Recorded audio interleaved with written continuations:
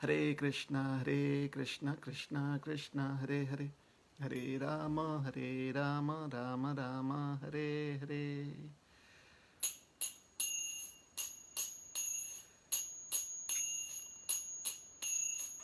Jaya Radha Madhava Kunja Bihari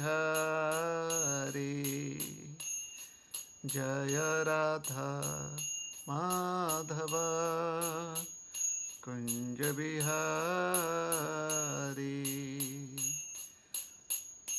Jaya Gopi Jana Vallabha Girivaradhari Jaya Gopi Jana Vallabha Girivaradhari Yashodanandana Vraj Janaranjana Yashodanandana Vraj Janaranjana Jamuna Tira Vanachari Jamuna Tira Vanachari Jaya Radha Madhava Kunja Bihari Jaya Radha Madhava Kunja Bihari Hare Krishna Krishna Krishna Hare Hare Hare Rama Rama Rama Hare Hare Hare Krishna Krishna Krishna Hare Hare Hare Rama Rama Rama Hare Hare Hare Krishna Krishna Krishna Hare Hare Hare Rama Rama Rama Hare Hare Hare Krishna Krishna Krishna Hare Hare Hare Rama Rama Rama Hare Hare Jaya Prabhupada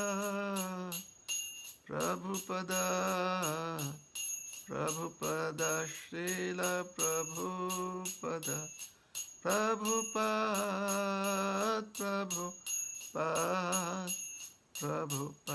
Jaya Jaya Prabhupada Jai Shri Harinam Sankirtan Ki Jai Srila Prabhupada Ki Jai Ananta Koti Vaishnav Bhakta Vrinda Ki Jai Jai Nitai Gaura Premanande Hari Hari Bol Om Ajnanatimirandhasya Jnananjanashalakaya Chakshurunmilitam Yena Tasmai Shri Gurave Namaha Shri Chaitanya Manobhishtam Sthapitam Yena Bhutale Swayam Rupa Kada Mahyam Dadati Swapadantikam Namam Vishnu Padaya Krishna Presthaya Bhutale Shrimate Bhakti Vedanta Swami Niti Namine Namaste Saraswati Deve Gauravani Pracharine निर्विशेष शून्यवादी पाश्चात्यदेशतारिणे वाञ्छाकल्पतरुभ्यश्च कृपा सिन्धुभ्य एव च पतितानां पावनेभ्यो वैष्णवेभ्यो नमो नमः। जय श्री कृष्ण चैतन्य प्रभु नित्यानंद, श्री अद्वैत गदाधर श्रीवासादि गौर भक्त वृंद। हरे कृष्णा कृष्ण कृष्ण हरे हरे, हरे राम राम राम हरे हरे।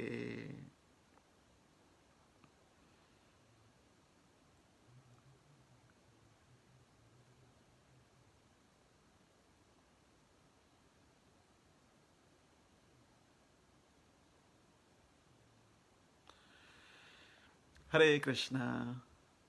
तो हमारे सारे भक्तों का आज के रविवार सत्संग कार्यक्रम में स्वागत है।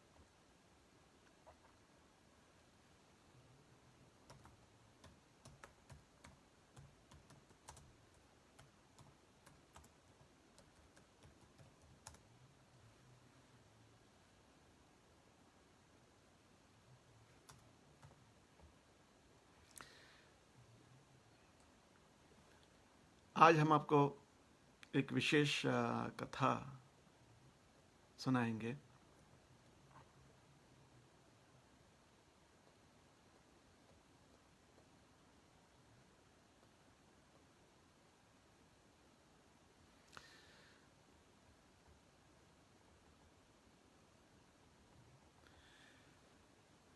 आज से करीब 650-700 वर्ष पूर्व वृंदावन धाम में एक बहुत बड़े संत रहा करते थे। उनका नाम है माधवेंद्र पुरी गोसाई।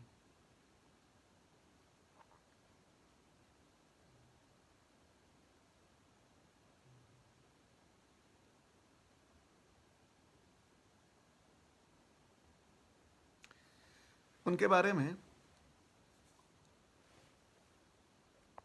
जो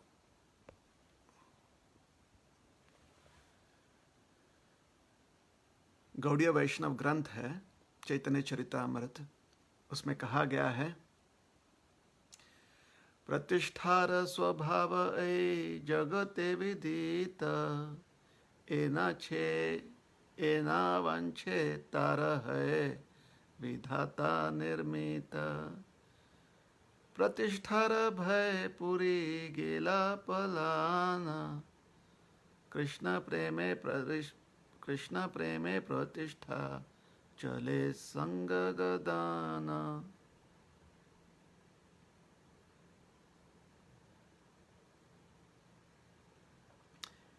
यद्यपि उद्वेग हईल पलायते मन, ठाकुरेर चंदन साधन होइल बंधना।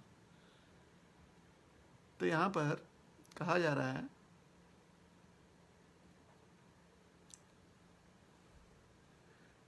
प्रतिष्ठार स्वभाव ए जगत विदित, येना वांछे तार होए विधाता निर्मित। कि प्रतिष्ठा का स्वभाव यह होता है, संसार में जो लोग प्रतिष्ठा प्राप्त होती है उसका स्वभाव यह होता है कि जो लोग प्रतिष्ठा चाहते हैं, जो प्रतिष्ठा के पीछे दौड़ते हैं, उन्हें कभी प्रतिष्ठा प्राप्त नहीं होती है, और जो प्रतिष्ठा से दूर भागते हैं उन्हें प्रतिष्ठा प्राप्त हो जाती है।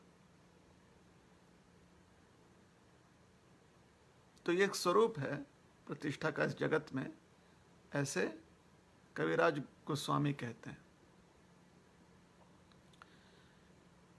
कि अगर किसी व्यक्ति को प्रतिष्ठा नहीं चाहिए, लेकिन भगवान ने या विधाता ने ये निश्चित कर दिया है कि उसे प्रतिष्ठा मिलनी चाहिए, तो वह प्रतिष्ठा उसके पास आ ही जाती है।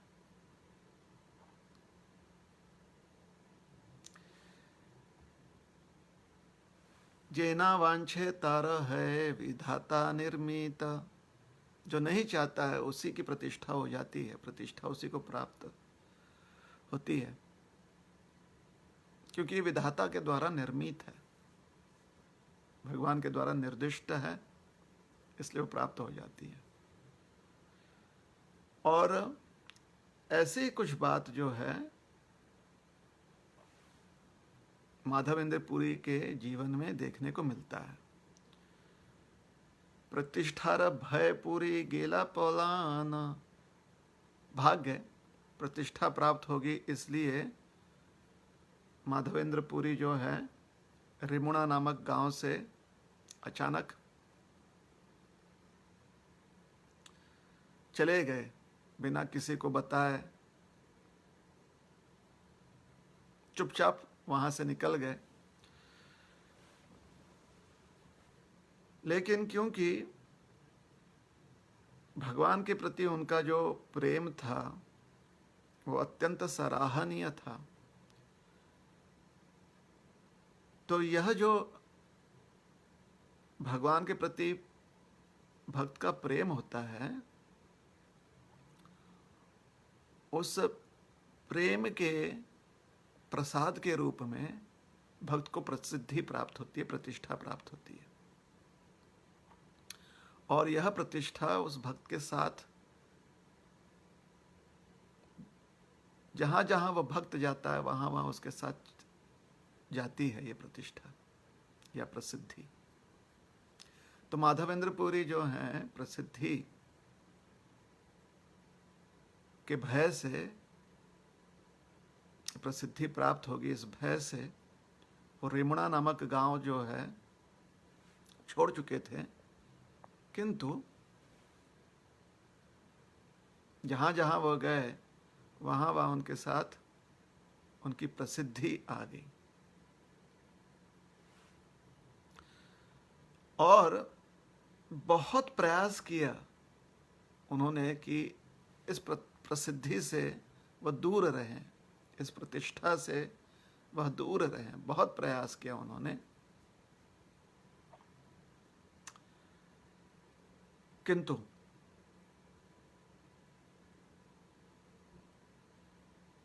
क्योंकि भगवान के लिए उन्हें चंदन इकट्ठा करना था, इसलिए उनके पास कोई और चारा नहीं बचा सिवाय इसके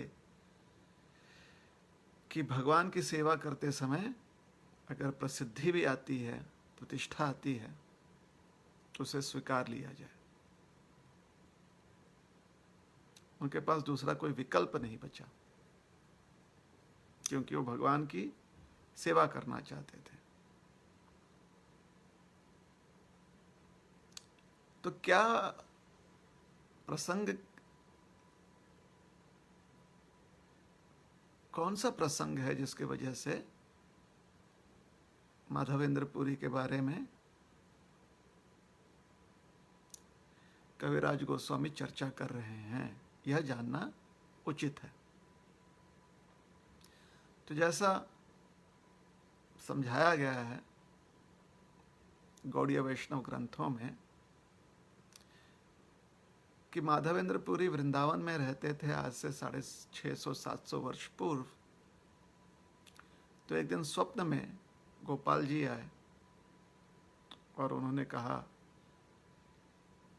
कि आप हमें प्रकट करें। माधवेंद्र पुरी ने गोपाल जी का प्राकट्य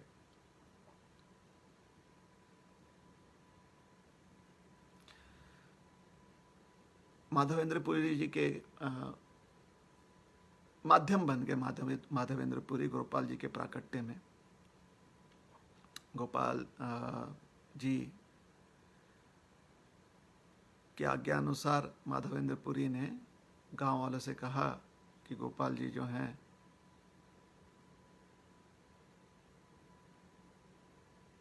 झाड़ियों में जो उन्हें छिपाया गया है, तो वहाँ से गोपाल जी को निकालकर गिरिराज जी पर स्थापित किया गया।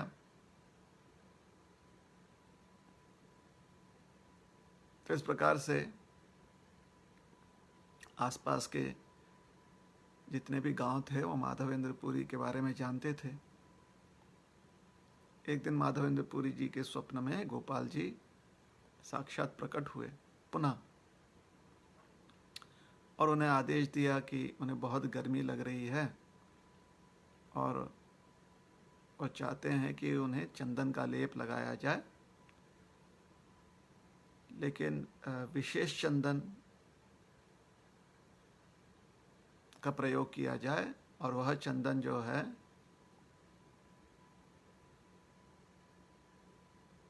जगन्नाथपुरी में प्राप्त होती है। वह चंदन जो है जगन्नाथपुरी में प्राप्त उन्हें मिलेगा। जगन्नाथपुरी के अलावा वह चंदन कहीं और उपलब्ध नहीं है। ये मलय चंदन है, मलय पर्वत का चंदन बहुत ही सुगंधित होता है चंदन, और उससे बहुत शीतलता प्राप्त होती है।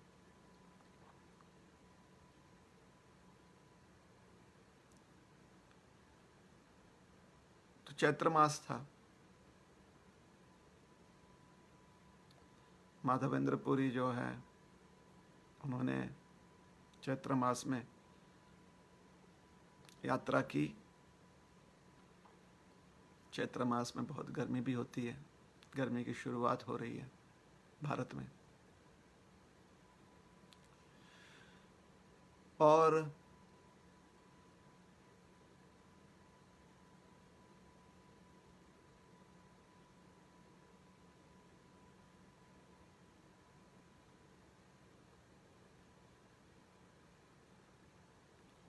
जब तक वो भारत के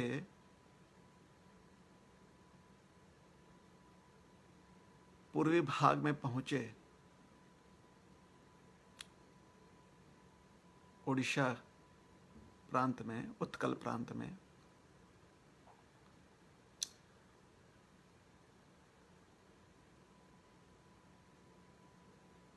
तो शुक्ल पक्ष, चैत्र शुक्ल पक्ष चल रहा था।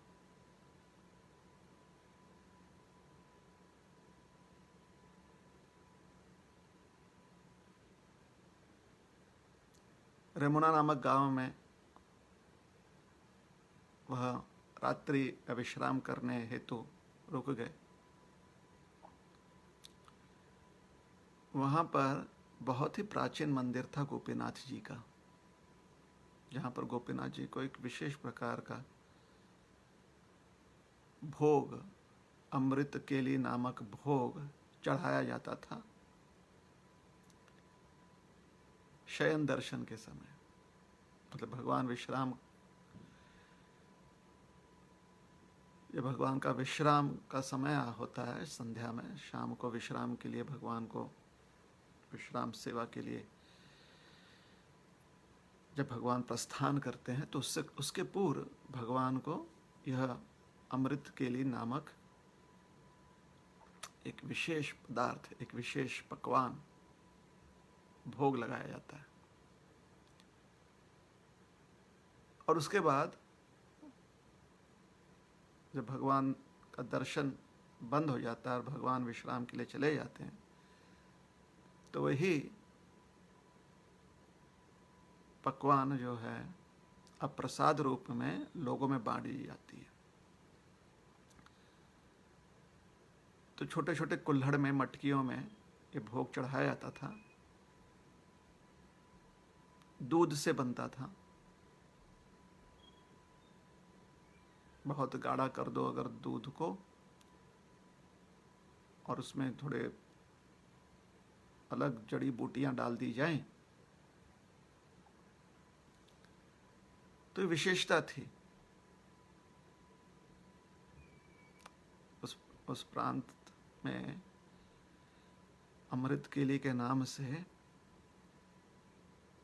यह प्रसादी बहुत विख्यात, ये प्रसाद जो है बहुत विख्यात था।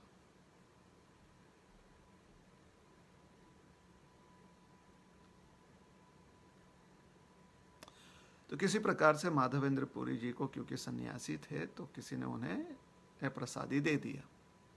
12 मटकी चढ़ते हैं भगवान को, 1 मटकी उन्हें प्राप्त हो गई। थोड़ा सा प्रसाद प्राप्त हुआ, किसी ने उन्हें थोड़ी सी मटकी में से निकाल कर दी। तो उन्होंने जब उसे चखा तो इतना स्वादिष्ट था वो कि तुरंत उनके मन में विचार आया कि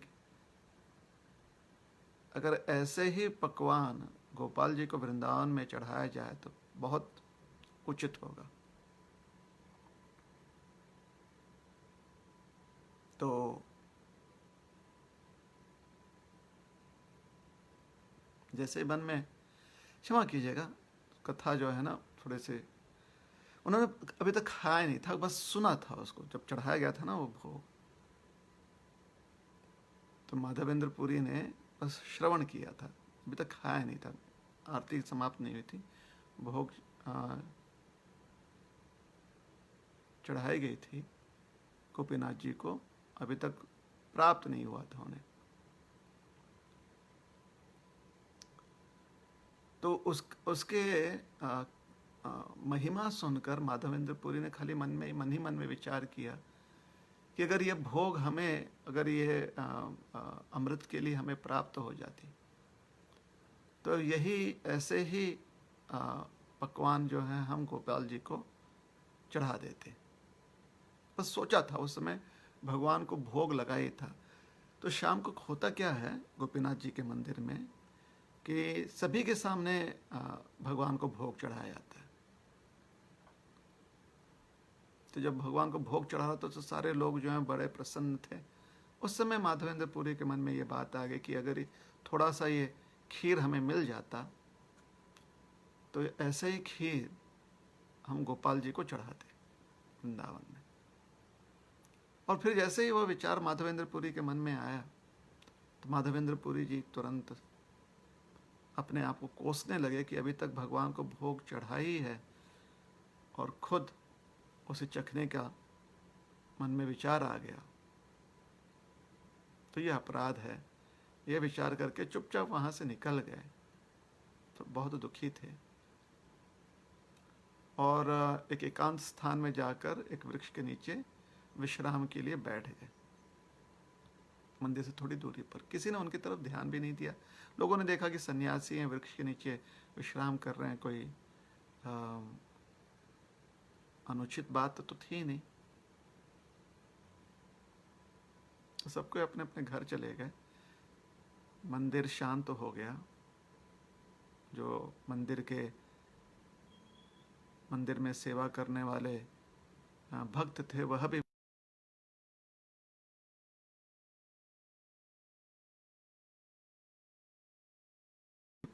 हमने माधवेंद्र पुरी के लिए एक मटकी चुरा कर रखी हुई है खीर की, अमृत के लिए की, आप उन्हें जाकर दे दीजिए। तो पुजारी उठे और स्नान करके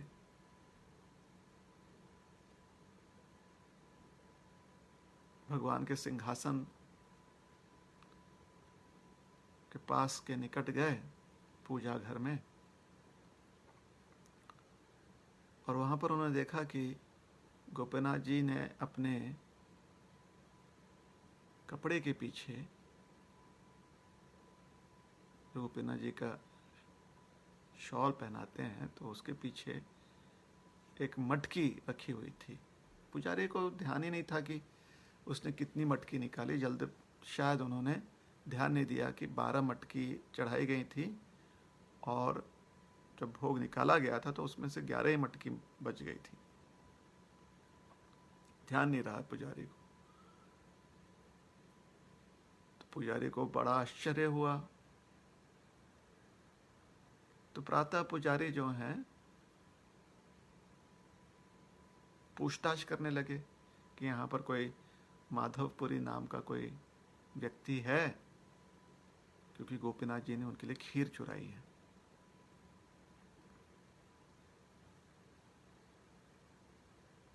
अब लोग जो हैं एक दूसरे से जोर जोर से पूछने लगे कि भाई तुम माधवपुरी हो क्या, तुम माधवपुरी हो क्या। तो किसी ने माधवेंद्र पुरी से पूछ लिया कि क्या आप माधवपुरी हैं। तो उन्होंने कहा कि हाँ। तो तुरंत उनसे बताया गया कि आपको पुजारी ये ढूंढ रहे हैं, आप जाइए, आपके लिए गोपीनाथ जी ने खीर चुराया है। तो थोड़ा सा आश्चर्य हुआ और माधवेंद्र पुरी विचार कर रहे थे क्या करना है। तब तक वह पुजारी वहाँ पर आ गए। किसी ने बता दिया कि अरे यहीं पर सन्यासी हैं। तो पुजारी वहाँ पर आ गए और उन्होंने कहा कि माधवपुरी आप बड़े ही भाग्यशाली हो, क्योंकि गोपीनाथ जी ने आपके लिए खीर चुराया है। और उन्होंने सारा दृष्टांत जो है, जो स्वप्न दर्शन हुआ था, वह उन्होंने माधवेंद्र पुरी को उसका वर्णन किया, विवरण दिया उसका, और उनको वो खीर देकर चले गए। अब माधवेंद्र पुरी जी ने उस खीर को चखा, और जब उन्होंने उस खीर को चखा तो पूरी तरह से उनका मन जो है मोहित हो गया, और यही विचार कर रहे थे कि इस खीर को कब हम गोपाल जी को बनाकर ऐसा ही खीर चढ़ाएंगे। अच्छा, धीरे धीरे माधवेंद्र पुरी ने विचार किया कि अब गांव वालों को पता चल जाएगा कि गोपीनाथ जी ने हमारे लिए खीर चुराया है। तो माधवेंद्र पुरी वहां से चले गए, निकल गए। उन्हें जाना था जगन्नाथपुरी। उन्हें लगा कि छोटा सा गांव है, बात गांव में ही रह जाएगी। लेकिन जब वो जगन्नाथपुरी पहुंचे तो लोगों ने उनसे पूछा कि भाई आप कौन हैं। तो उन्होंने कहा माधवेंद्र पुरी। तो उन्होंने कहा अच्छा वही जिनके लिए गोपीनाथ जी ने खीर चुराया था। तो उनकी जो प्रसिद्धि है वो चारों ओर फैल चुकी थी। तो कैसे फैल गई ये तो भगवान ही जानते हैं। तो यहाँ पर कहा जा रहा है कि माधवेंद्र पुरी जो है अपनी प्रतिष्ठा से भाग रहे थे कि भगवान ने उनके लिए खीर चुराई। लेकिन भगवान की इच्छा थी कि उन्हें उनकी यह ख्याति जो है सभी लोग प्रसिद्ध हो जाए, और वैसा ही हुआ। उसके बाद जगन्नाथपुरी के जो राजा थे उन्होंने बहुत ही आदर के साथ माधवेंद्र पुरी का स्वागत किया। उनसे पूछा कि यहाँ पर आने का आपका उद्देश्य क्या है। माधवेंद्र पुरी ने बताया कि गोपाल जी ने कहा है कि हम मलय चंदन लेकर आकर लेप उन्हें लगाए। तो राजा बड़े प्रसन्न हुए और उन्होंने सारा प्रयोजन किया।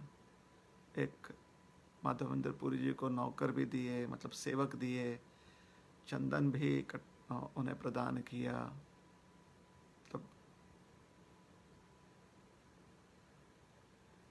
राजा बड़े भावुक थे,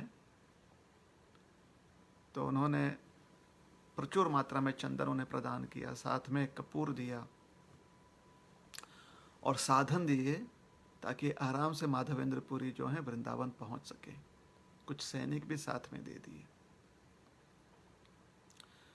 तो वापसी के मार्ग में पुनः रेमुणा गांव माधवेंद्र पुरी पहुंचे।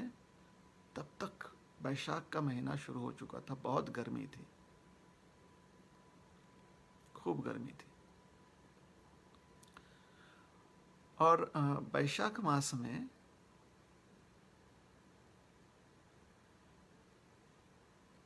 उत्तर भारत में क्योंकि बहुत गर्मी पड़ती है, तो प्रथा यह है कि चंदन घिस घिस कर उसका लेप जो है भगवान को चढ़ाया जाता है।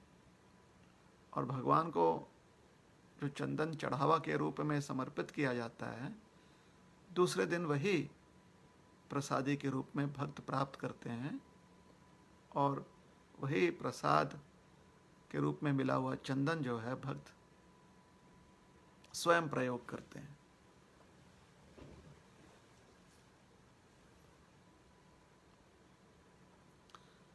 तो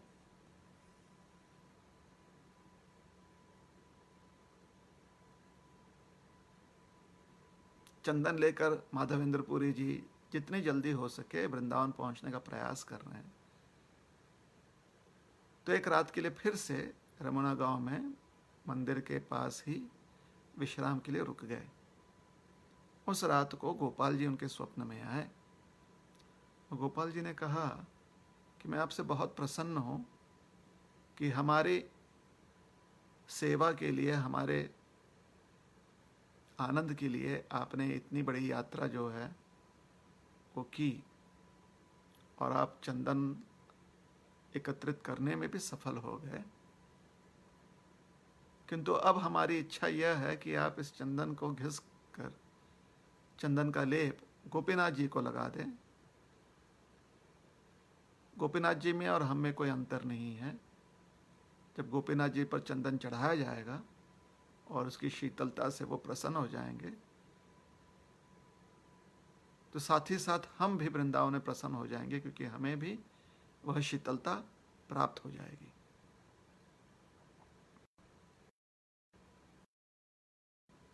फिर एक महीना भर, संपूर्ण वैशाख मास, माधवेंद्र पुरी जी जो हैं वो श्री रेमुणा गांव में रह गए, और रोज स्वयं और अन्य जो गांव वासी थे उनके साथ मिलकर चंदन घिसा जाता, कपूर के साथ, कर्पूर भी डालते उसमें, और फिर यह लेप जो है रात्रि भर रात के चंद्रमा के शीतलता में ये और ठंडा होता, और सुबह सुबह प्रातः जब भगवान का श्रृंगार किया जाता तो भगवान को ये लेप लगा दिया जाता।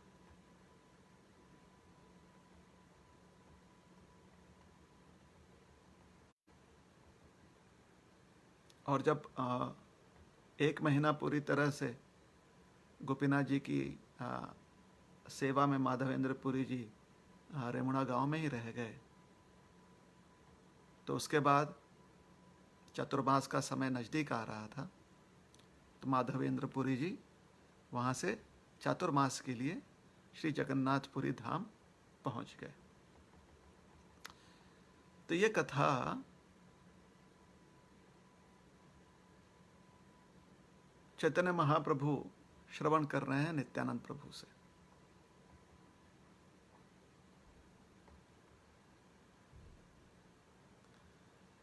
और चैतन्य महाप्रभु नित्यानंद प्रभु से और साथ में अन्य जो भक्त हैं,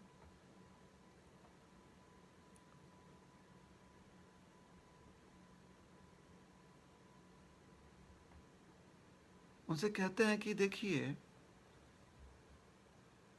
भक्त जो है कितना उत्सुक होता है भगवान की सेवा करने के लिए। प्रगाध प्रेमेर ए स्वभाव आचार, निज दुख विघ्नादीर ना करे विचार। भगवान के लिए भक्त का प्रेम इतना प्रगाढ़ होता है, प्रगाढ़ मतलब इतना गाढ़ा होता है, इतना कॉन्सेंट्रेटेड होता है। भगवान के लिए जो प्रेम है भक्त के मन में इतना विशेष होता है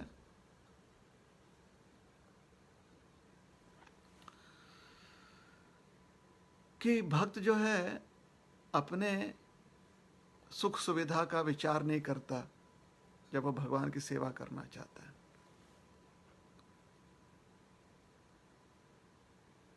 निज दुख विघ्न आदिर न करे विचार। और अगर भगवान की सेवा में उसे कोई कष्ट हो जाए, उसे कुछ दुख पहुंचे, तो ना तो भक्त उसके बारे में चिंता करता है, उस संदर्भ में, उस संबंध में भक्त जो है कोई विचार नहीं करता कि ओ मुझे दुख मिलेगा या मुझे तकलीफ होगी, ऐसा विचार नहीं करता। पूरा मग्न रहता है भगवान की सेवा करने में। और यही भक्त की जो वृत्ति होती है, यह दर्शाने के लिए गोपाल जी ने माधवेंद्र पुरी को भेजा था जगन्नाथपुरी नीलाचल धाम, और इतना प्रयास करके माधवेंद्र पुरी जी जब चंदन ले आए, जो कि गोपाल जी के लिए ले जा रहे थे वह, तो गोपाल जी ने उनसे आग्रह किया कि आप यह चंदन गोपीनाथ जी की सेवा में अर्पण करें।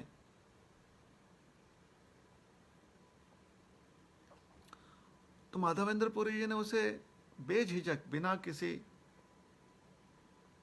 अन्य विचार किए, वो सेवा वहां पर अर्पण कर दी। यह विचार नहीं किया कि अरे हमें तो ये वृंदावन लेकर जाना है, ना ही यह विचार किया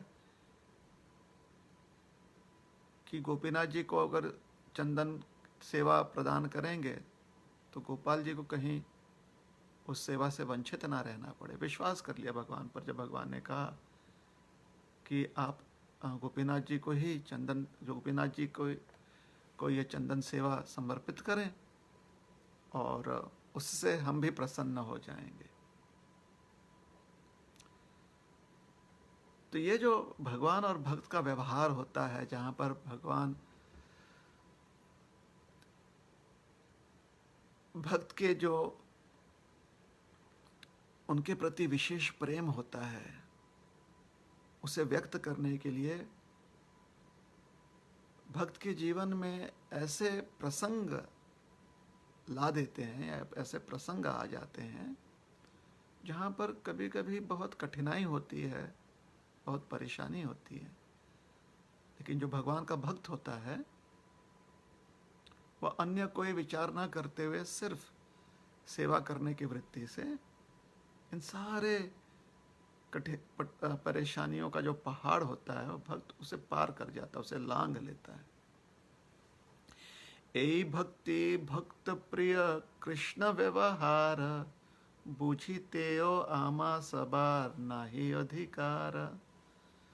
चैतन्य महाप्रभु कहते हैं कि ये जो भगवान के और भगवान के भक्त के बीच में जो व्यवहार होता है, प्रेम का व्यवहार, मतलब अति प्रेम का व्यवहार, ये किसी साधारण व्यक्ति को इसे समझना या जानना संभव नहीं है। साधारणतः व्यक्ति इसे नहीं समझ पाएगा, इसे नहीं जान पाएगा। क्यों? क्योंकि सामान्य व्यक्ति की बुद्धि जो है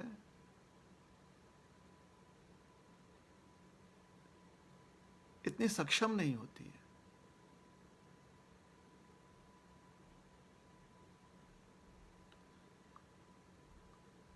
तो इसलिए भगवान ऐसा विशेष प्रयोजन करते हैं जहां पर सामान्य व्यक्ति जो है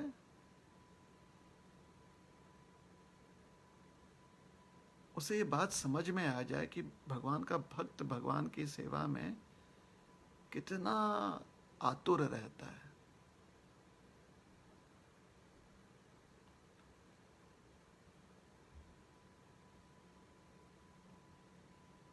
तो आज ये जो प्रसंग है, ये जो कथा है, उसे सुनाने का उद्देश्य यह था कि आज विश्व भर में, विशेष करके भारत में, आज से ही चंदन यात्रा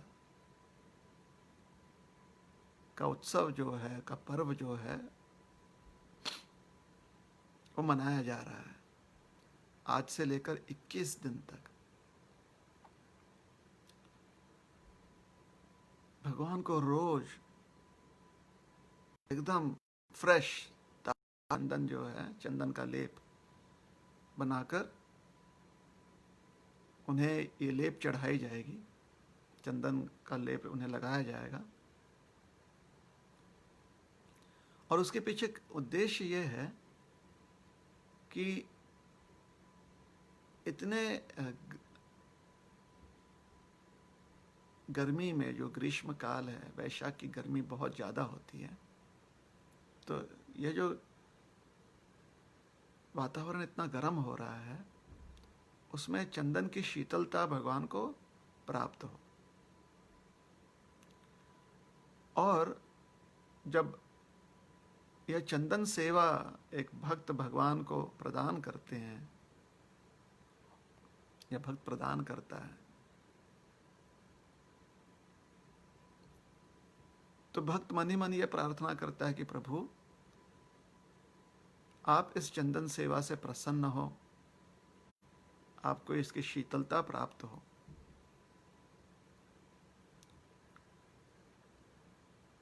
और हम हमारी सेवा को स्वीकारते हुए प्रसन्न मन से आप हमारे जीवन में भी शीतलता प्रदान करें।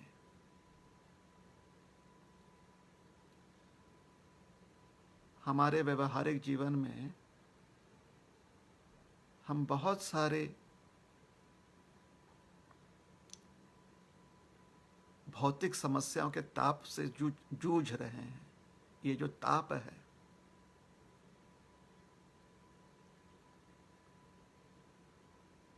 उससे व्यक्ति बहुत जल रहा है, उसे जलन हो रही है।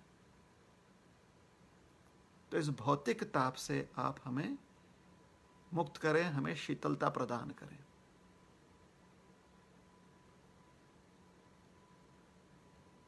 तो भगवान के शरीर को ठंडक पहुंचाने का प्रयास भक्त करता है,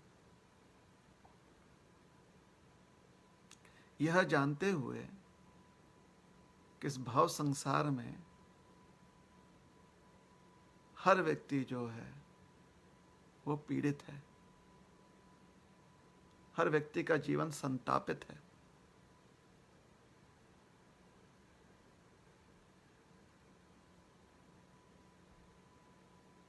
अनेक अनेक कारणों की वजह से। और अगर ऐसे तप्त जीवन से कोई उन्हें मुक्त कर सकता है तो वह है श्री भगवान। तो भक्त को एक कारण मिल जाता है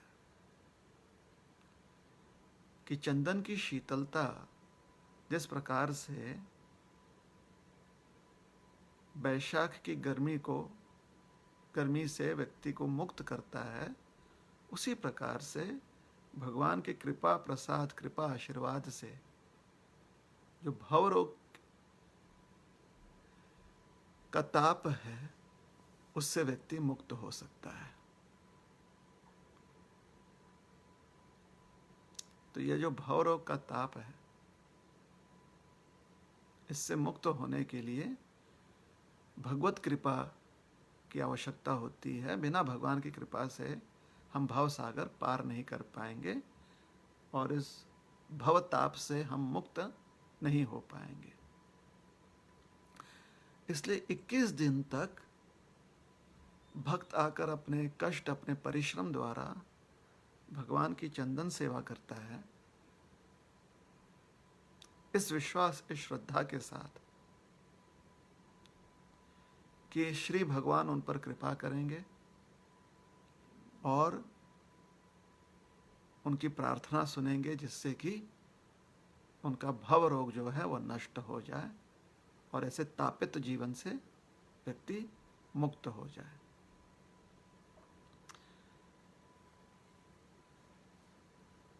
तो यह जो तिथि है, वैशाख महीने के शुक्ल तृतीय दिवस की ये तिथि है, इस तिथि को अक्षय तृतीय के रूप में पूजा जाता है या माना जाता है। अक्षय तृतीय का अर्थ होता है कि वैशाख मास का ये तृतीय तिथि जो है, शुक्ल पक्ष का जो तीसरा दिवस है, यह अत्यंत शुभ माना गया है ज्योतिष शास्त्र के अनुसार, कि इतना शुभ है कि इस तिथि के समय कोई भी कार्य जो है संपन्न किया जाए तो उसमें व्यक्ति को यश ही प्राप्त होगा। उसके पीछे कारण यह है कि संसार में यश का अर्थ होता है कि धन संपन्न व्यक्ति हो जाए। तो एक कारण यह भी है कि आज ही के दिन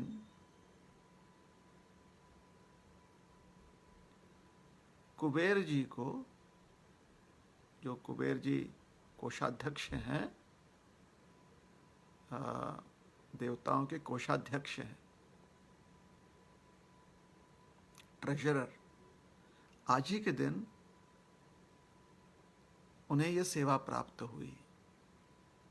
और क्योंकि कुबेर धन के अधिष्ठाता देव माने गए हैं, ऐसे मान्यता है कि कुबेर जी जो हैं आपको धन संपन्न कर सकते हैं। कुबेर जी जो हैं स्वयं, लक्ष्मी जी की उन्हें कृपा प्राप्त है, इससे स्वयं जो हैं धन संपन्न है और धन प्रदान कर सकते हैं देवता के रूप में। तो आज के दिन क्योंकि कुबेर जी को यह पद प्राप्त हुआ, यह सेवा करने का अवसर प्राप्त हुआ है, इसलिए अति प्रसन्न है। और जब व्यक्ति बहुत प्रसन्न होता है तो उदार हो जाता है।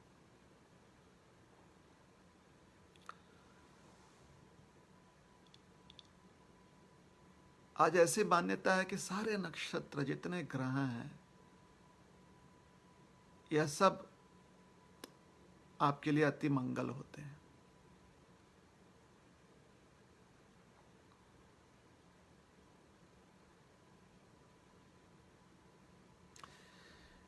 ग्रीष्म काल है, निश्चित रूप से बहुत लोगों के मन में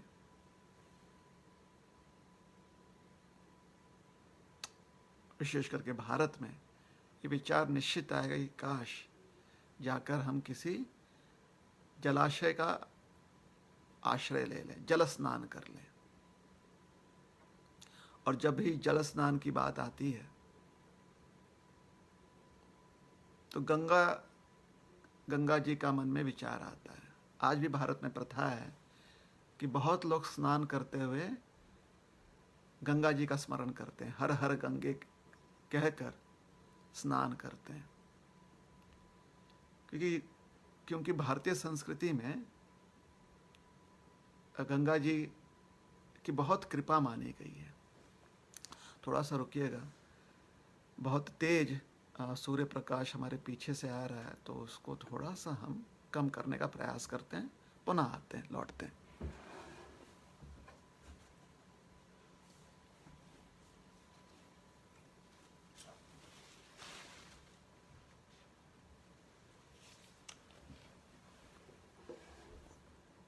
हाँ, ये थोड़ा ठीक है।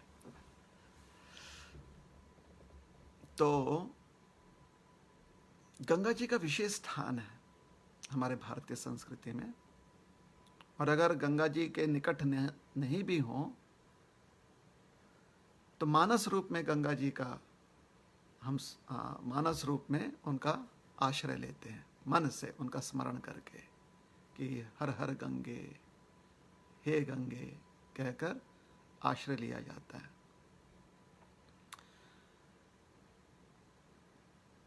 तो गंगा जी की स्तुति में बहुत सुंदर प्रार्थना अर्पित की गई है पुराणों में।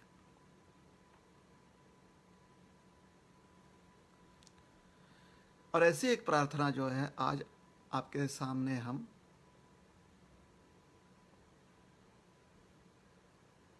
व्यक्त करना चाहेंगे।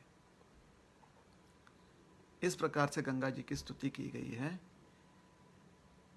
इयं सुरतरंगिनी भवनावरिधिस्थरिणी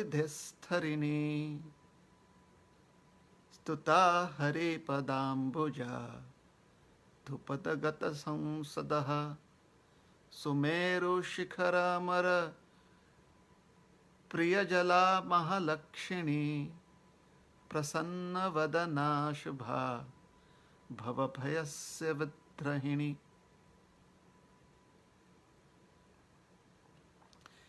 इयं सुरतरंगिनी भवन वरिधस्थारिणी।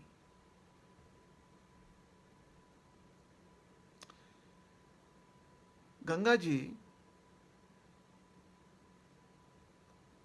देवलोक की निवासिनी है, सुरतरंगिनी। जो सूरलोक है, देवलोक है, वहां पर श्री गंगा जी जो हैं वहां की निवासिनी है। लेकिन सुरलोक की निवासिनी होते हुए भी वहां पर आनंद से गंगा जी निवास करते हुए, बहते हुए, भव वरिधस्तारिणी, वरिधस्तारिणी,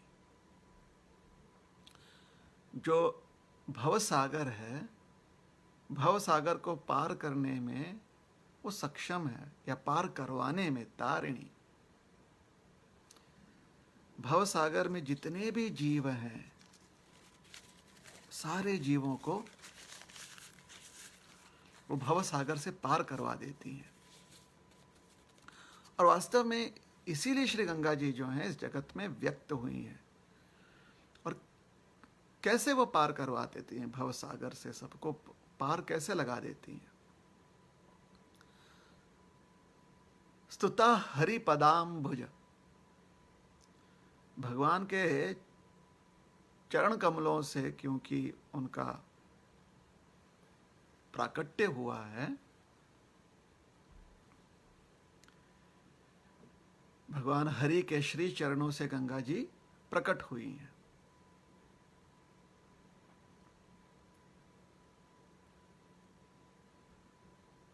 इसलिए विष्णुपदी या हरिपदी नाम से भी गंगा जी को संबोधित किया जाता है, जो भगवान के चरण कमलों से प्रकट होती हैं। तो क्योंकि वहां से वो प्रकट हुई हैं, इसलिए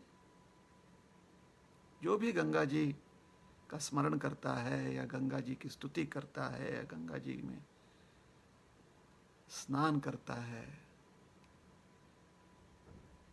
गंगा जी में डुबकी लगाता है,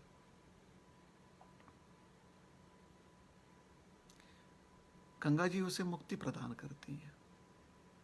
यह शक्ति उन्हें भगवान हरि के चरणों से प्राप्त है, क्योंकि हरि चरण जो हैं, श्री हरि चरण, भगवान के जो चरण कमल हैं, उनकी शक्ति ही है। भगवान के चरण कमलों को एक नाव की उपमा दी गई है, जो उस नाव में स्थित हो जाता है, वह नाव उसे भव सागर के पार ले जाती है।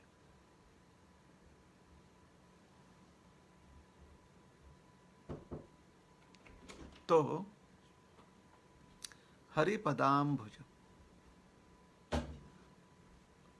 और इसी कारण से श्री गंगा जी जो हैं जगत संसदः, पूरे जगत में विख्यात है। किसी व्यक्ति को अचानक ऐसा लगे कि हाय, एक संसार से मुक्ति प्राप्त हो जाए, तो तुरंत गंगा जी का याद आता है उसे। गंगा जी की याद आ जाती है कि श्री गंगे जो हैं उसे मुक्ति प्रदान कर सकती हैं। इस प्रकार से गंगा जी विख्यात हैं।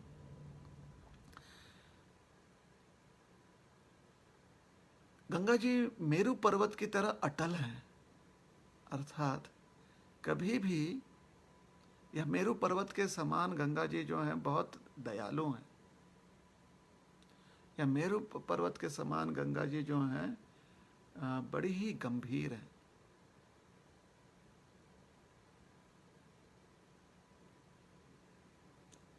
अर्थात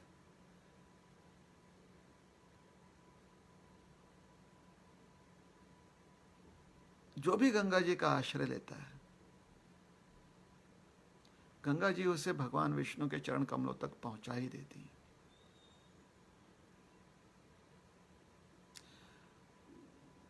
विष्णुपदी ही नहीं है, बल्कि महादेव जी की जटा में भी गंगा जी ने स्थान ग्रहण किया है, जिसकी वजह से महादेव जी को गंगाधर कहा जाता है।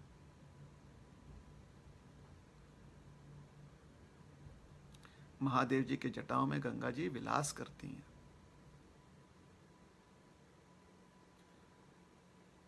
तो गंगा जी जो हैं,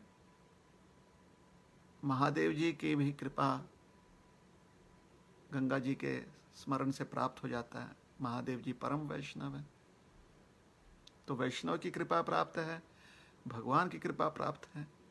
हरि और हरि भक्त की कृपा अगर प्राप्त है, तो फिर संसार में व्यक्ति नित्य प्रसन्न रहते हुए संसार को बड़े आसानी से तर जाता, इस संसार को तर जाता है व्यक्ति, या इस भव सागर को तर जाता है, भव सागर के पार चले जाता है व्यक्ति, मुक्त हो जाता है।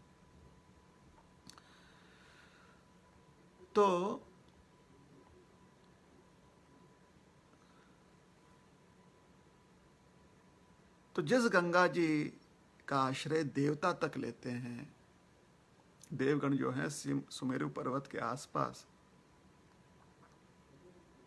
विलास करते हैं, और वहीं पर श्री गंगा जी भी निवास करती हैं, सुमेरु पर्वत, क्योंकि सुमेरु पर्वत अर्थात देवलोक। तो जिस गंगा जी में स्नान करने से देवता तक पुण्य प्राप्त करते हैं, उन्हीं गंगा जी के पावन जलों में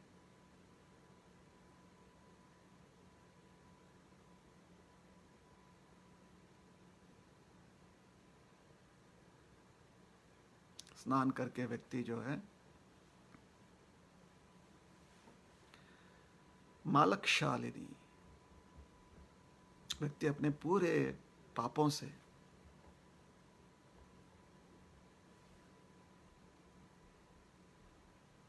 मालकशालिनी, अपने पापों से मुक्त हो जाता है।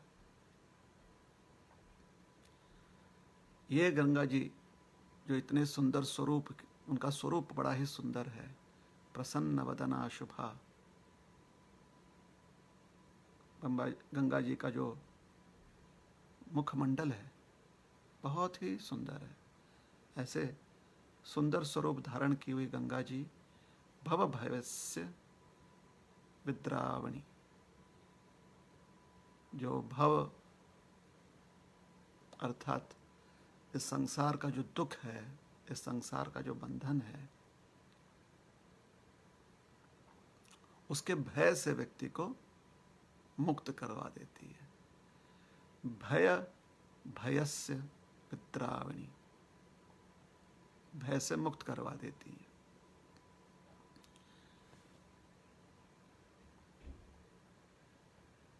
तो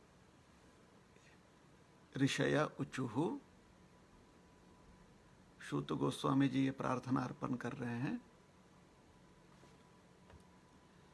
कहा जाता है कि सूत गोस्वामी शौनक इत्यादि मुनि को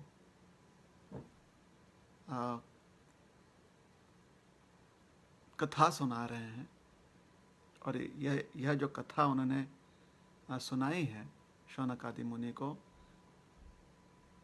यह कल्कि पुराण का भाग है। तो कल्कि पुराण में ये स्तुति आती है गंगा जी की। इयं सुरतरंगिनी भवनवरिधेष्टरणी स्तुत हरे पदाम्बुजा उपगत जगत संसदः सुमेरु शिखराम्र प्रिय जल मलक्षलनी प्रसन्न वदना शुभा भव भयस्य विद्रविणी।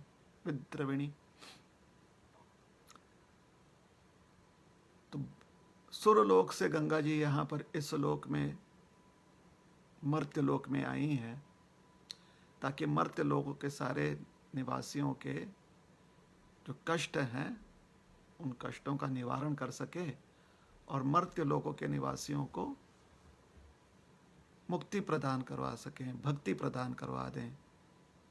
और यह शक्ति उनके पास इसलिए है क्योंकि वो भगवान श्री हरि के चरण कमलों से प्रकट है, और क्योंकि भगवान हरि के चरण कमलों का दर्शन करवाती हैं गंगा जी।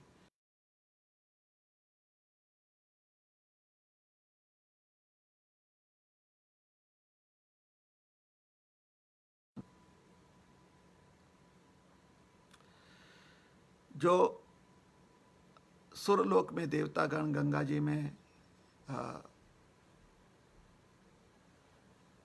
डुबकी या स्नान करते हुए पुण्य प्राप्त करते हैं, वही गंगा जी में स्नान करने से मर्त्यलोक में व्यक्ति जो है पाप मुक्त हो जाता है। ऐसे श्री गंगा जी का स्मरण करने से, या गंगा जी का दर्शन करने से, या गंगा जी का स्पर्श करने से, ऐसे सुंदर मुखमंडल धारण किए हुए श्री गंगा जी का दर्शन करने से, स्पर्श करने से व्यक्ति भव सागर से मुक्त हो जाता है।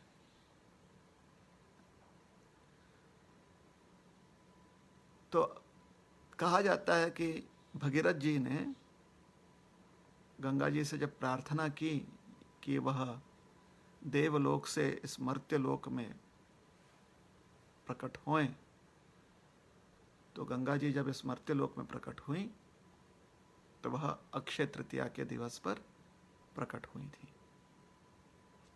तो इस प्रकार से गंगा जी की कृपा इस लोक में जो इस लोक को प्राप्त हुआ है। इस भूतल पर गंगा जी जब प्रकट हुई हैं, लोगों के पाप नष्ट करने हेतु,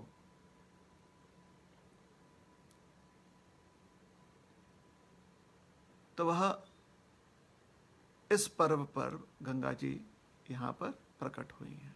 अक्षय तृतीया के दिन, वैशाख मास के शुक्ल तृतीया के दिन भगीरथ जी के आग्रह से और लोक कल्याण के हेतु गंगा जी यहाँ पर प्रकट हुई हैं।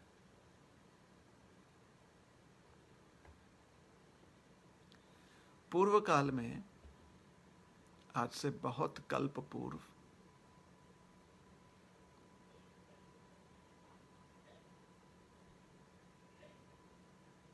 जब महाराज इंद्रद्युम्न के तपस्या से प्रसन्न होकर, उनकी भक्ति भावना से प्रसन्न होकर श्री जगन्नाथ जी बलदेव और सुभद्रा मैया के साथ विग्रह रूप में संसार में प्रकट हुए, तो स्वयं श्री जगन्नाथ जी ने महाराज इंद्रद्युम्न से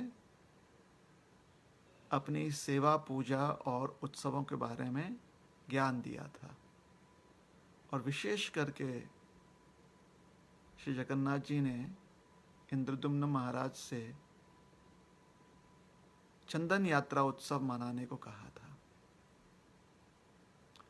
इसलिए अक्षय तृतीया से लेकर 21 दिन तक भगवान जगन्नाथ जी को सुंदर रूप से बलभद्र और सुभद्रा देवी सहित भक्त जो हैं चंदन का लेप चढ़ाते हैं। ये बहुत सुंदर उत्सव जगन्नाथपुरी में देखने को मिलता है। तो इस उत्सव के पहले दिवस या हर दिन भी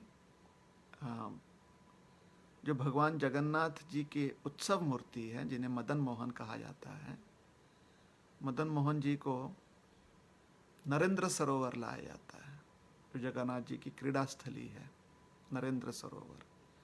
और वहाँ पर मदन मोहन जी को एक सुंदर नाव में बिठाकर जल क्रीड़ा या नौका लीला भगवान करते हैं। भगवान तो नौका लीला करते हैं और साथ ही साथ जल क्रीड़ा भी हो, भक्त लोग जो हैं जल क्रीड़ा करते हैं। तो आज से 500 वर्ष पूर्व जब श्री चैतन्य महाप्रभु जगन्नाथपुरी में निवास कर रहे थे, तो चैतन्य महाप्रभु को समाचार मिला कि बंगाल से अद्वैत आचार्य के नेतृत्व में बहुत सारे भक्त उनसे मिलने आ रहे हैं।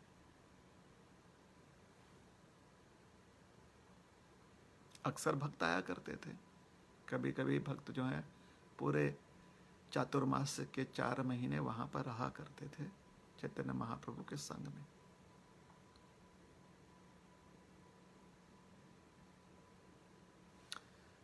तो चैतन्य महाप्रभु ने सारे भक्तों का स्वागत किया।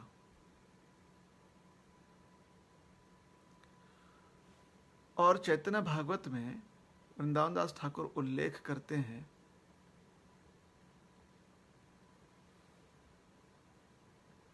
कि जब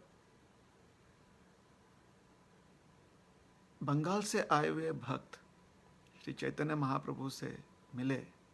जहां पर मिले वो स्थान है 18 नाला। जगन्नाथपुरी की सीमा क्षेत्र जो है, जहां पर जगन्नाथपुरी का सीमा है, बॉर्डर है, वहां पर एक पुलिया है, पुल है। कुछ नालाएं बह रही हैं, मतलब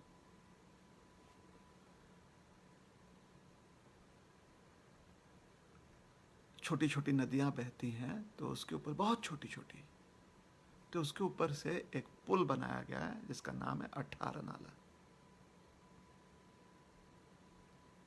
क्षेत्र का भी नाम 18 नाला है, उस प्रांत को भी 18 नाला ही कहते हैं, लेकिन उस पुलिया, तो वहां पर चैतन्य महाप्रभु 18 नाला पर अद्वैत आचार्य और जो बंगाल से भक्त आए थे उन सबके साथ मिले, और प्रत्येक भक्त का स्वागत चैतन्य महाप्रभु ने बहुत प्रेम से किया। सभी को चैतन्य महाप्रभु ने माला और चंदन इत्यादि अर्पण की, मतलब उन्हें माला पहनाई, चंदन जो है उनके माथे पर चंदन का लेप लगाया, उनके शरीर पर चंदन चढ़ाया। बहुत दूर से भक्त आए थे, तो शिष्टाचार के अनुसार ऐसे स्वागत किया जाता है अतिथियों का। तो स्वयं श्री भगवान चैतन्य महाप्रभु ने सभी का स्वागत किया, और भगवान का ये प्रेम देखकर सब कोई बड़े भाव विभोर हो गए। और फिर श्री चैतन्य महाप्रभु ने सभी से संकीर्तन करने को कहा। तो संकीर्तन सारे भक्त जो हैं बहुत प्रेम से कीर्तन करने लगे, और स्वयं चैतन्य महाप्रभु, अद्वैताचार्य, अन्य भक्त जो है उस कीर्तन में सम्मिलित थे, कीर्तन में भाग ले रहे थे। 18 नाला से जब वो नरेंद्र सरोवर पहुंचे, तो उस समय जगन्नाथ जी के श्री मंदिर से मदन मोहन जी अपने भक्त मंडली के साथ वह भी 18 नाला पहुंचे थे। तो इस प्रकार से जगन्नाथ जी के विग्रह सहित जितने सारे भक्त, हजारों की संख्या में भक्त थे, वह कीर्तन कर रहे थे, और शंखनाद, मृदंग और झाल, इस सब के ध्वनि के बीचों बीच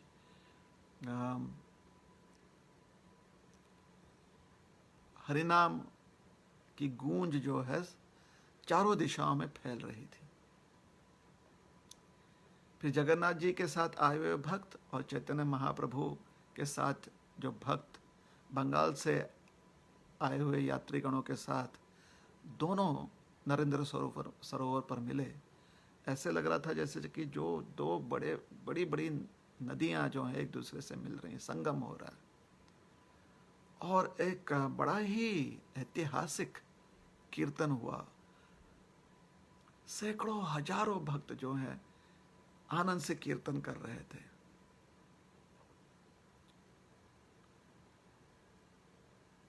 तत्पश्चात श्री मदन मोहन जी को एक सुंदर से सजे हुए नौका में विराजमान किया गया। उनके साथ उनकी सेवा के लिए कुछ भक्त नौका में चामर इत्यादि सेवा करने हेतु बैठे। बलदेव जी सहित मदन मोहन जी नौका विहार के लिए तैयार थे। तो चैतन्य महाप्रभु ने अपने सारे भक्तों से कहा कि आप सब जो है भगवान के इस नौका विहार लीला में सेवा करने हेतु सरोवर में उतर जाए। तो बड़े आनंद से बहुत सारे भक्त जो हैं सरोवर में आ गए और सरोवर में तैरने लगे।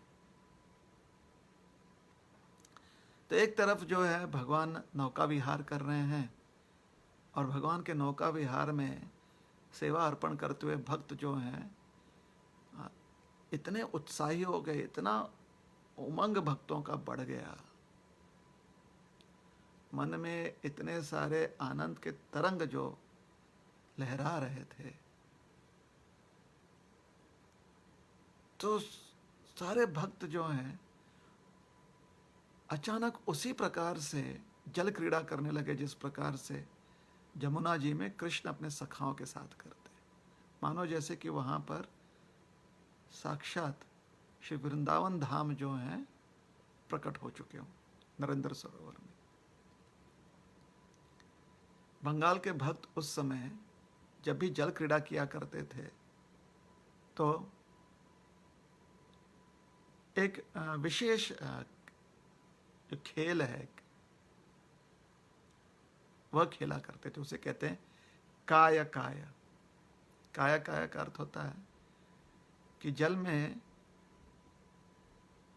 जब सरोवर में भक्त तैर रहे हैं या तरंग रहे हैं तो अपने हाथ से, दोनों हाथ से इस प्रकार से ताली बजाते हैं जल में कि हाथ के बीचों बीच पानी आ जाता है। और जब जोर से ताली बजाते हैं, हाथ के बीचों बीच पानी आता है, तो ताली बजाने की वजह से एक तो जोर से आवाज होती है और साथ ही साथ हाथ में जो पानी होता है फंस जाता है, वो कहीं जहाँ से भी उसे रास्ता मिल जाए उंगलियों के बीच में से, वहाँ से वह पानी एक तेज धार के रूप में बहता है। और इस खेल में व्यक्ति क्या करता है, वह जो धारा है ना, हाथ से निकली हुई जो धारा है उंगलियों के बीच में से, वो धारा जो है किसी और भक्त के मुंह पर उस धारा को केंद्रित करता है, तो सारा मुंह दूसरे भक्त का जो है वो भीग जाता है, गीला हो जाता है अचानक से।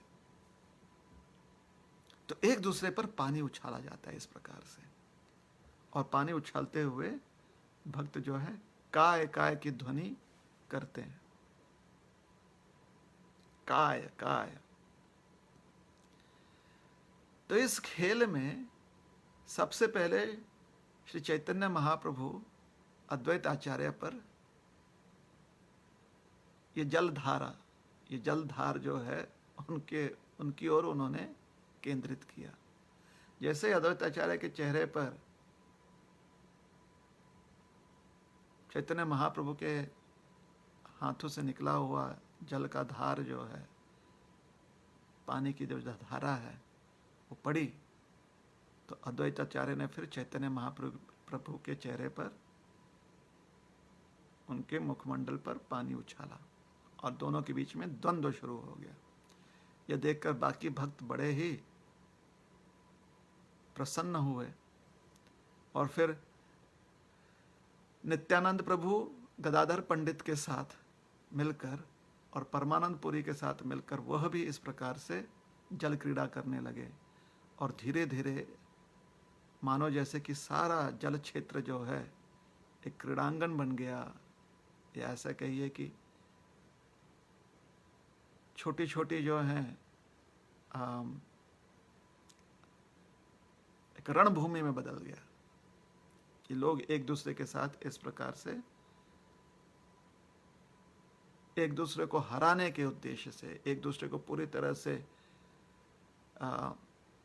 जल बौछार करके परास्त करने के उद्देश्य से रण करने लगे।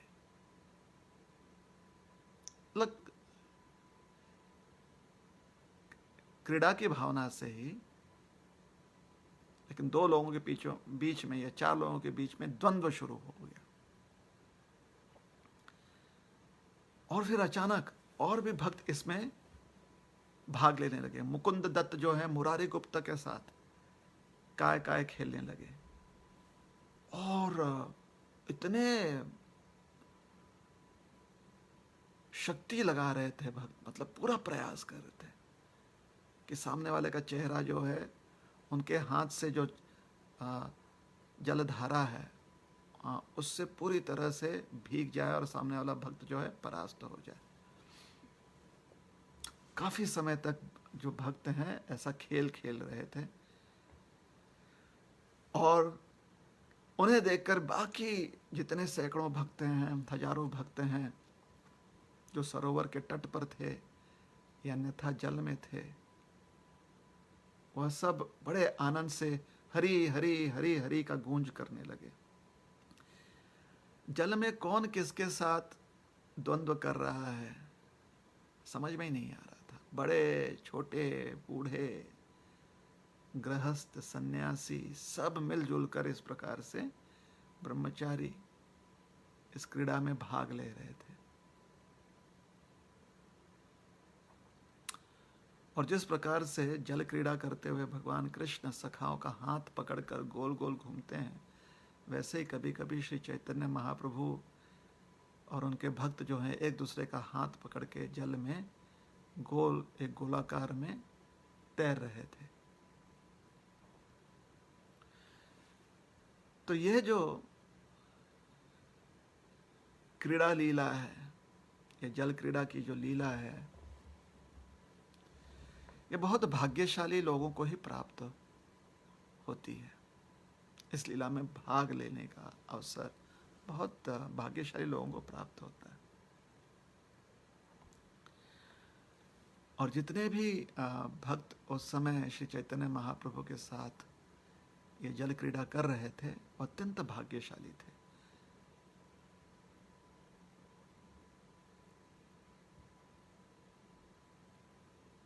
पूर्व काल में यही जल क्रीड़ा श्याम सुंदर जी यमुना जी में तरंगते हुए खेलते हैं। बाल लीला विशेष करके। और वैसे ही श्री निमाय पंडित या बाल लीला श्री चैतन्य महाप्रभु अपनी बाल लीला में जाह्नवी देवी के जलाशय में तैरते हुए श्री निमाय जो है उन्होंने भी यही लीला जो है की। और आज नरेंद्र सरोवर का जो जल है वो भी अति पावन हो गया, क्योंकि वहाँ पर श्री चैतन्य महाप्रभु ने यह जल लीला या जल क्रीड़ा की। तत्पश्चात श्री मदन मोहन जी का नौका विहार लीला जो है समाप्त हुआ। नरेंद्र सरोवर के बीच में एक सुंदर से वेदी बनी हुई है, जहाँ पर मदन मोहन जी बलभद्र जी को नए श्रृंगार किया जाता है, भगवान को नए वस्त्र अर्पण किए जाते हैं, श्रृंगार किया जाता है, आरती होती है श्री भगवान की। और फिर मदन मोहन जी के विग्रह के साथ सारे भक्त पुनः श्री मंदिर पहुंचते हैं। तो चैतन्य महाप्रभु और उनके भक्त भी भगवान के श्री मंदिर पहुंचे और वहां पर श्री जगन्नाथ, बलदेव और सुभद्रा मैया का सुंदर दर्शन प्राप्त करके सब कोई बड़े प्रसन्न हुए। तो चैतन्य भागवत में अक्षय तृतीया के दिन, जिस दिन चंदन यात्रा प्रारंभ की जाती है और मदन मोहन जी की नौका लीला का भी प्रारंभ होता है, उस दिन श्री चैतन्य महाप्रभु अपने भक्तों के साथ मिलकर ये सुंदर जल क्रीड़ा काया काया के रूप में, काया काया का जो खेल है वह श्री चैतन्य महाप्रभु ने प्रकट किया। वृंदावन दास ठाकुर कहते हैं कि जो भी भगवान श्री चैतन्य महाप्रभु की इस जल क्रीड़ा लीला का श्रवण करता है उसे श्री चैतन्य महाप्रभु की कृपा प्राप्त होती है और उसका मन जो है सारे क्लेशों से, कल्मशों से मुक्त होकर उसका हृदय जो है पूरी तरह से शुद्ध होते हुए वो भगवान के श्री हरि नाम को बड़े ही प्रेम से ले सकता है। हरे कृष्ण कृष्ण कृष्ण हरे हरे, हरे राम राम राम हरे हरे। तो वैसे तो और भी बहुत सारे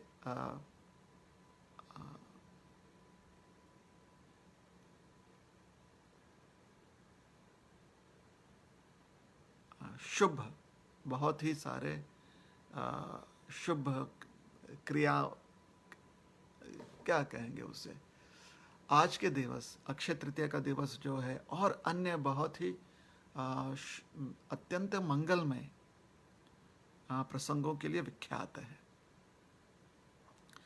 आज के दिन भक्त जो हैं बहुत ही प्रसन्न होकर भगवान की सेवा करते हैं और प्रार्थना करते हैं भगवान से कि भगवान जो है अपनी असीम कृपा उन्हें प्रदान करें। आज भक्त जो है मन लगाकर भगवान का नाम स्मरण करते, नाम जप करते हैं पूर्ण विश्वास और श्रद्धा के साथ कि आज की गई सेवा जो है वो अमल है। अमल का अर्थ होता है शुद्ध है। क्यों? क्योंकि आज जो भी सेवा की जाती है उसका फल व्यक्ति को निश्चित रूप से प्राप्त होता है, चाहे व्यक्ति में योग्यता हो या ना हो, बस ये तिथि का फल है।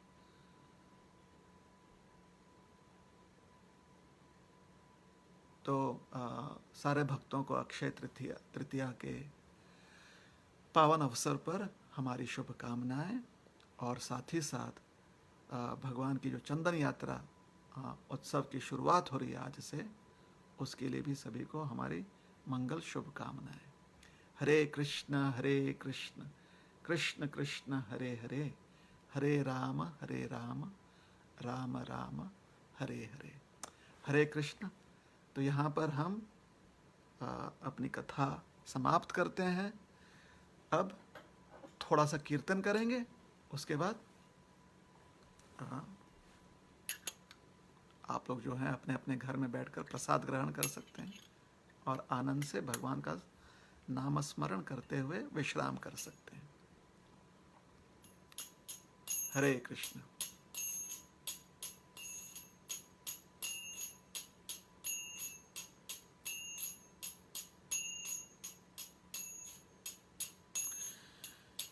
हरे कृष्णा कृष्णा कृष्णा हरे हरे, हरे रामा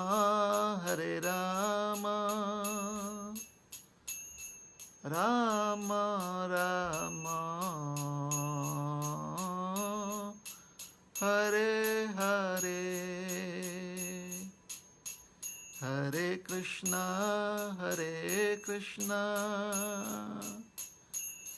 कृष्णा कृष्णा हरे हरे,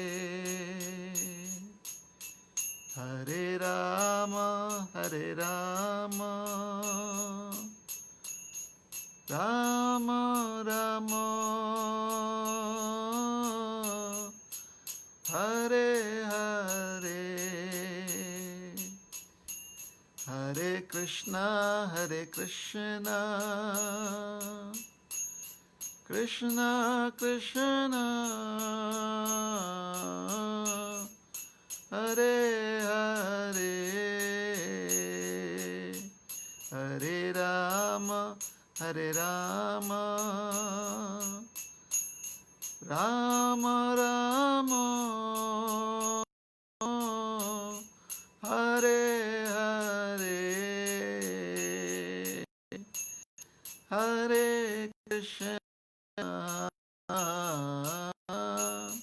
हरे कृष्णा कृष्णा कृष्णा हरे हरे, हरे राम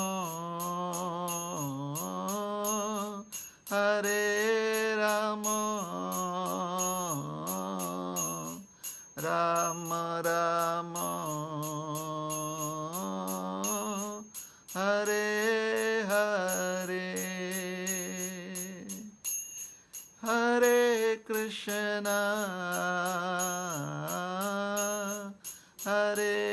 कृष्णा कृष्णा कृष्णा हरे हरे, हरे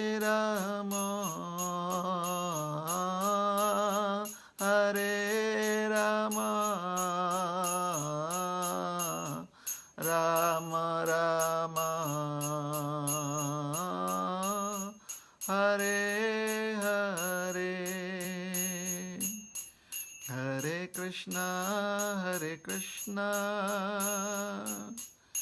कृष्णा कृष्णा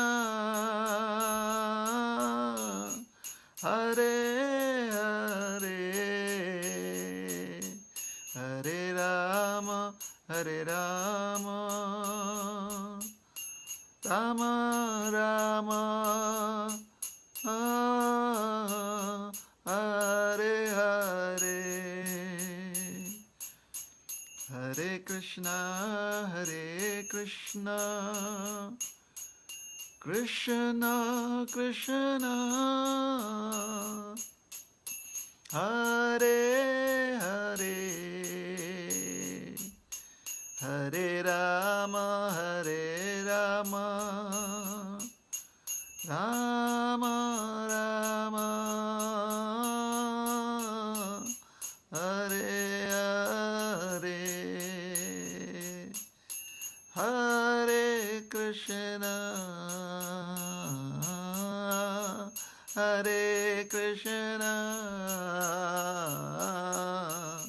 कृष्णा कृष्णा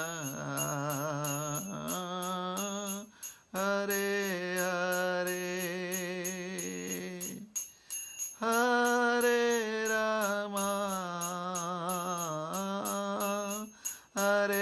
राम राम राम हरे हरे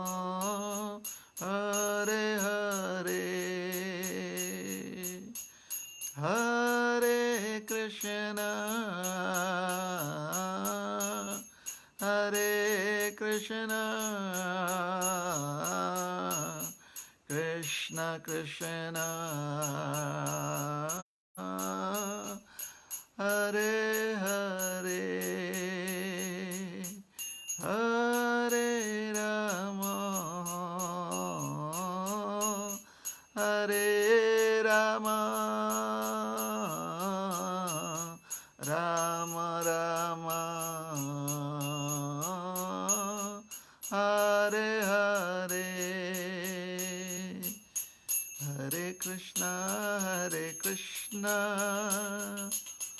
कृष्णा कृष्णा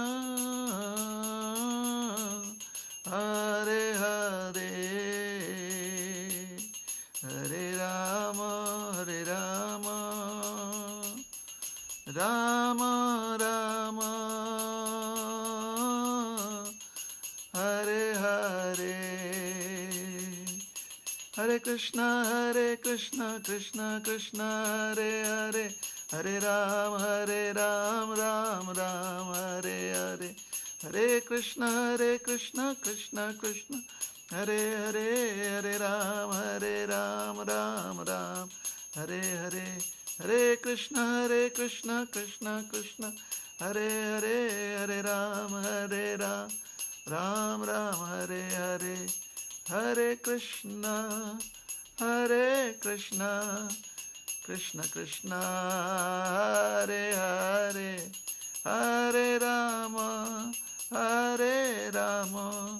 राम राम हरे हरे जय जय प्रभुपाद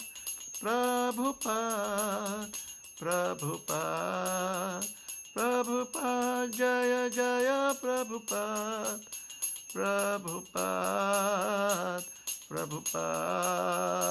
प्रभुपाद जय श्री हरिनाम संकीर्तन की जय। श्रील प्रभुपाद की जय। अनंत कोटि वैष्णव भक्त वृंद की जय।